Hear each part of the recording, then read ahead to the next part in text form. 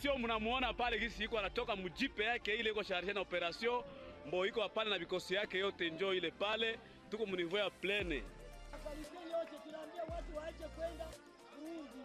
Hapa tunaleta amani. Amani baba. Sasa kitambala yako unaacha wapi mzee? Charge na munition na charge na cabine technique ya Le président vient de arriver. Donc on est en boca comme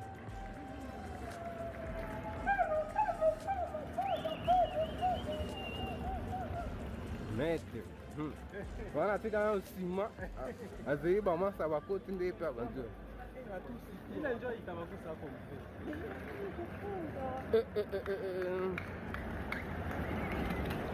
Karibu karibu.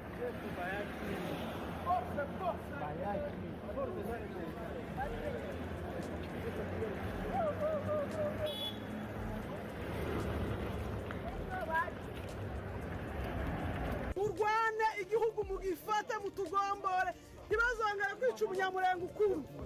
Mumanuke Uvira muzamuke Gafinda mugeye mu Minembwe mufashe amakanika aravuze ngo tuzarwana nk'imvubu mubakubite Masunzu muzamutobara impyiko muzita muri Tanganyika agasuzugura kakarahagije. Badatamwe murasa nk'Imana muhetse isezerano mugende. Ndi kumwe namwe nanjye zabatwaza imizigo. Ndi kumwe na umva zaza nikorera amata na za kawunga batwaje. Umva mugende mugombora abana bari mu gihuru. Tibarya tibanywa tibasinzira. Muzarwane nk'imvubu imbwa muzikubita muzica. Zadusuzuguye makanika yari ubwoko masuzurako. Yari ubwoko yarabumaze mumute muri Tanganyika mu mubagi. Ariko man abana b'imyaka 12 bari ku rugamba bari kurwanira igihugu. Imbwa y'umusaza yataye igihugu. Murwanira abana mukomere. Ni nyuma y'uko rero umutwe wa M23 umaze gufata hariya i Bukavu, perezida w'u Burundi cyangwa se guverinoma y'u Burundi ikomeje kugaragaza ko abanyamurenge bari mu gihugu cy'u Burundi ndetse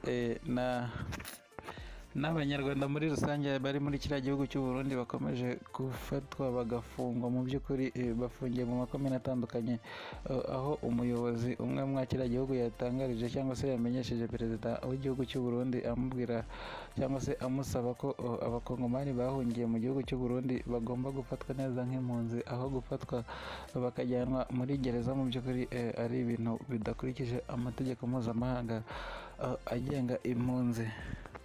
Nk'uko mubyumvise rero aya ni amajwi y'abanyamurenge mu by'ukuri bari hariya i Bukavu bakomeje gushimira M23 bagaragaza ko yabarokoye umubisha cyangwa se abantu barimo babatoteza ari bazirangabo za Wazalendo neza ingabo za Wazalendo ndetse n'ingabo zaturutse i Burundi ndetse n'ingabo za Afurika y'Epfo bakomeje kubangamira cyangwa se guhohotera abaturage bari muri Repubulika Iharanira Demokarasi ya Kongo bavuga ururimi rw'Ikinyarwanda mu by'ukuri. Mbere y'uko rero uyu mutwe wa M23 ugera hariya i Bukavu nibwo twagiye tubona ko Minisitiri w'Ububanyi n'Amahanga w'igihugu cya Repubulika Iharanira Demokarasi ya Kongo yagiye asaba amakipe menshi atandukanye u Rwanda rwashoyemo imari kugira ngo bahagarike umubano wayo, kuko we yagaragazaga ko amafaranga u Rwanda rushora mwari amakipe mu by'ukuri ngaba yavuye mu maraso ngaba yamenekeye hariya mu burasirazuba bwa Repubulika Iharanira Demokarasi ya Kongo ndetse ngo no mu mabuye y'agaciro aba yavuye hariya mu gihugu cya Repubulika Iharanira Demokarasi ya Kongo. Nubwo bwose rero bitaje kumuhira kuko bandikiye kenshi ikipe ya Arsenal ngo ihure n'abayobozi ba Repubulika Iharanira Demokarasi ya Kongo, ariko bisa naho cyangwa se bagaragaza ko ikipe ya Arsenal yabihoreye mu by'ukuri itigeze basubiza nta n'ikintu ishaka kuvuga ku byo Repubulika Iharanira Demokarasi ya Kongo yarimo ibasaba mu by'ukuri. ariko leta y'Ubwongereza yo muri iki gitondo yaje kugaragaza ko idashyigikiye ibikorwa yise iby'u Rwanda ngo ruri gukorera hariya mu burasirazuba bwa Repubulika Iharanira Demokarasi ya Kongo. Ubwongereza bwo bwagaragaje ko ibikorwa byose biri gukorwa na M23 kuri iri kugenda ifata uduce nk'ara yahereye i Goma igeze Bukavu. Ibyo byose rero ngo bifitwemo uruhare na Repubulika y'u Rwanda. Mu by'ukuri nibyo rero leta y'Ubwongereza izindutse ishyira itangazo hanze igaragaza ko mu by'ukuri leta y'u Rwanda ngo ariyo iri kugira uruhare mu biri kubera hariya mu burasirazuba bwa Repubulika Iharanira Demokarasi ya Kongo, nubwo ku ruhande rw'u Rwanda mu by'ukuri bagiye babihakana bivuye inyuma.